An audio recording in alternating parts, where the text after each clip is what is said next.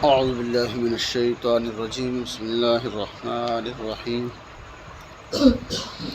القارعة ما القارعة وما أدراك ما القارعة يوم يكون الناس كالفراش المبثوث وتكون الجبال كالعهن المنفوش فأما من ثقلت موازينه فهو في عيشة راضية وأما من خفت موازينه فأمه هاوية وما أدراك ما هي نار حامية. صدق اللہ. سورہ قارعہ مکی صورت ہے. فما القارعہ کھڑکھڑانے والی چیز. مل قارعہ وہ کھڑکھڑانے والی چیز کیا ہے؟ آپ صلی اللہ علیہ وسلم نے پہلے لوگوں کو متوجہ فرمایا القارعہ کھڑکھڑانے والی چیز، پھر فرمایا مل قارعہ وہ کھڑکھڑانے والی چیز ہے کیا، پھر خود فرمایا وما ادراک مل قارعہ کہ تمہیں کیا پتہ ہے وہ کھڑکھڑانے والی چیز کیا چیز ہے. یعنی یہ قیامت کا منظر پیش کیا جا رہا ہے کہ وہ کھڑکھڑانے والی چیز کا آپ کو علم نہیں ہے کہ جس دن ہر چیز جو ہے وہ فنا ہو جائے گی. یوم یکون الناس کالفراش المبثوث. بس اس کی حقیقت بیان فرمائی کہ جس دن لوگ کالفراش المبثوث ایسے ہوں گے جیسے روشنی کے ارد گرد پروانے ہوتے ہیں، شمع کے ارد گرد جو پروانے ہوتے ہیں، پتنگے ہوتے ہیں جو بکھرے ہوئے ہوتے ہیں، کوئی بھی چین سے بیٹھتا نہیں بلکہ اڑتے ہی رہتے ہیں، کوئی ادھر پھر رہا ہے کوئی ادھر پھر رہا ہے.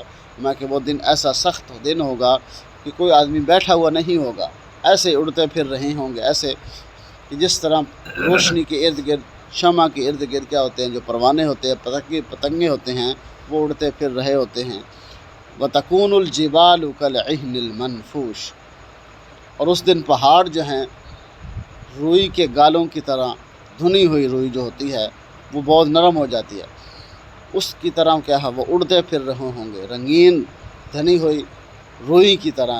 کہ اب پہاڑوں کو ایک جگہ سے دوسری جگہ ہلانا مشکل ہے اور ایک جگہ سے دوسری جگہ کاٹ کے لے کے جانا مشکل ہے، لیکن وہ قیامت کے دن کیا ہوگا، ایسا منظر ہوگا پہاڑ بھی کیا ہوں گے روئی کے گالوں کی طرح اڑتے پھر رہے ہوں گے. لوگ بھی پتنگوں کی طرح ہوں گے اور پہاڑ بھی کیا ہوں گے ادھر ادھر پھر رہے ہوں گے، روئی کے گالوں کی طرح اڑتے پھر رہے ہوں گے. فَأَمَّا مَنْ ثَقُلَتْ مَوَازِينُهُ.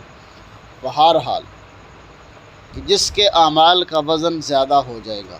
من ثقلت موازین، اس دن کیا ہے اعمال گنے نہیں جائیں گے بلکہ کیا ہوں گے تولے جائیں گے. اب اعتراض ہوتا تھا کہ اب اعمال کا کیا وزن ہے، اعمال تو نظر نہیں آتے، اس کا وزن کیسے ہوگا. کل بھی ایک دو مثالیں بیان کی گئی تھیں کہ جس طرح اب ہوا ٹائر کے اندر بھری جاتی ہے، اب ہوا کا کیا وزن ہے، ہوا کا آلہ آ گیا کہ ہوا کو چیک کیا جاتا ہے. اب آندھی آ جائے، طوفان آ جائے تو اس کا آلہ بھی ہے کہ کتنی رفتار کے ساتھ ہوا تھی. جب زلزلہ آتا ہے اس کی رفتار اور اس کا جو پیمانہ ہے وہ بھی نکالے گی. جو زلزلہ آیا ہے وہ کتنی تیزی کے ساتھ ساتھ کتنا اس کا وزن تھا، کس طرح اس کی سپیڈ تھی. اسی طرح جو اعمال بخار ہے، اب اس کے منہ کے اندر آلہ رکھا جاتا ہے، بخار کا پتہ چل جاتا ہے کہ کتنا بخار ہے. اسی طرح تو ہے وہ اعمال کا جو ہوگا وہ وزن ہوگا، اعمال گنے نہیں جائیں گے. یعنی اس کے اندر جتنا اخلاص ہوگا، جتنا اخلاص اللہ کی رضا کے لیے عمل کیا ہوگا اتنا اس کے اندر زیادہ وزن ہوگا. یعنی جتنا اس کے اندر دکھلاوا ہوگا، ریاکاری ہوگی، کسی کے لیے دکھانے کے لیے کیا جا رہا ہوگا، کسی کو خوش کرنے کے لیے عمل کیا جا رہا ہو. کہ ایک آدمی نماز پڑھ رہا ہے، اس کی نماز پڑھنے کی عادت اور ہے، لیکن جب کوئی آدمی آتا ہے تو اس نماز کے اندر وہ خشوع خضوع پیدا کر دیتا ہے، شروع کر دیتا ہے، آہستہ پڑھنا شروع کر دیتا ہے. گویا وہ اللہ کی رضا کے لیے تو نہیں پڑھ رہا، وہ کس کے لیے پڑھ رہا ہے، کسی اور بندے کے لیے پڑھ رہا ہے جو اس کے پاس بیٹھا ہوا ہے یا جو اس کو دوست کو دیکھ رہا ہے. یار یہ نماز میری نماز کی کیا کرے گا، تعریف کرے گا. یعنی پہلے پڑھنے کا مزاج نظام اس کا اور تھا، طریقہ کار اور تھا، لیکن جب کسی بندے کو آتے ہوئے دیکھا یا اس کا قدموں کی آہٹ دیکھی تو پھر اس کا طریقہ کار جو ہے وہ بدل گیا. یعنی یہ نماز اللہ کی رضا کے لیے نہیں تھی، یہ اس بندے کو خوش کرنے کے لیے تھی. اس فرمایا کہ فَأَمَّا مَنْ ثَقُلَتْ مَوَازِينُهُ. بہرحال جس کے اعمال کا وزن کیا ہوگا بھاری ہو جائے گا. ثقلت موازین فَهُوَ فِي عِيشَةٍ رَاضِيَةٍ. وہ اس دن اپنی مرضی جیے گا، خوشی والی زندگی ہوگی، اس کی رضا والی زندگی ہوگی. فَهُوَ فِي عِيشَةٍ، ایسی زندگی ہوگی راضیہ جس پر وہ راضی ہو جائے گا. یعنی جس کو ایسی زندگی دی جائے گی، ایسا نظام اس کو دے دیا جائے گا کہ جس طرح وہ چاہے گا اور خوش و خرم رہے گا، نعمتوں کے اندر رہے گا، جنت کے اندر رہے گا. کہ اعمال کا کیا ہوگا؟ وزن ہوگا۔ جس کے اعمال بھاری ہو گئے، جس کے اعمال زیادہ ہو گئے، وزنی ہو گئے، تو اس کو کیا ہوگا؟ خوشی والی زندگی دی جائے گی، آرام والی زندگی دی جائے گی، نعمتوں والی زندگی عطا کی جائے گی۔ اس کے مقابلے میں وَأَمَّا مَنْ خَفَّتْ مَوَازِينُهُ، اور جس کے اعمال ہلکے ہو گئے، تھے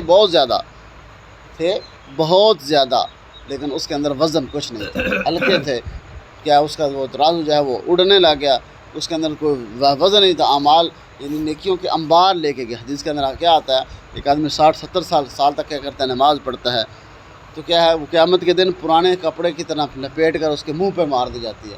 نہ اس کے اندر سجدہ ٹھیک ہے، نہ اس کے اندر رکوع ٹھیک ہے، نہ اس کا قیام ٹھیک ہے، نہ اس کا اٹھنا بیٹھنا ٹھیک ہے۔ یعنی جب ایک آدمی مشقت کر رہا ہے، گرمی سردی برداشت کر رہا ہے، مسجد کے اندر آ رہا ہے، اللہ کی رضا کے لیے نماز پڑھ رہا ہے، لیکن پھر وہ پڑھنا بھی کیا پڑھنا ہوا جو قابل قبول ہی نہ ہو؟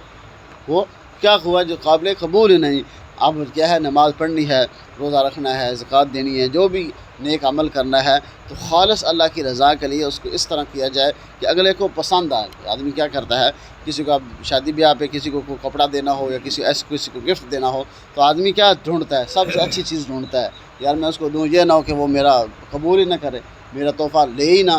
تو اب دینا بھی ہے تو کوئی اچھا تلاش کر، اگر اس کی پیکنگ اچھے کرتے ہیں کہ تاکہ وہ میرا دوست جو ہے یا رشتہ دار ہے کہ وہ اس میرے تحفے کو کیا کر لے؟ قبول کر لے۔ جب اللہ کی رضا کے لیے ہم نے نماز پڑھنی ہے تو کیوں نہ ہو خشوع خضوع کے ساتھ پڑھا جائے۔ اس سے پہلے کیا؟ وضو کو، انسان وضو کو کمال درجے تک پہنچائے، یعنی اچھی طرح کرے، مسواک کے ذریعے کرے اور دھیان کے ساتھ کرے، سارے اعضاء کو دیکھ کے کہیں کو خشوع نہیں رہ گیا، یعنی دنیا کی باتیں وضو کے اندر نہ کی جائیں، یعنی اس کے مستحبات کو، واجبات کو، ہر چیز کو کیا ہے؟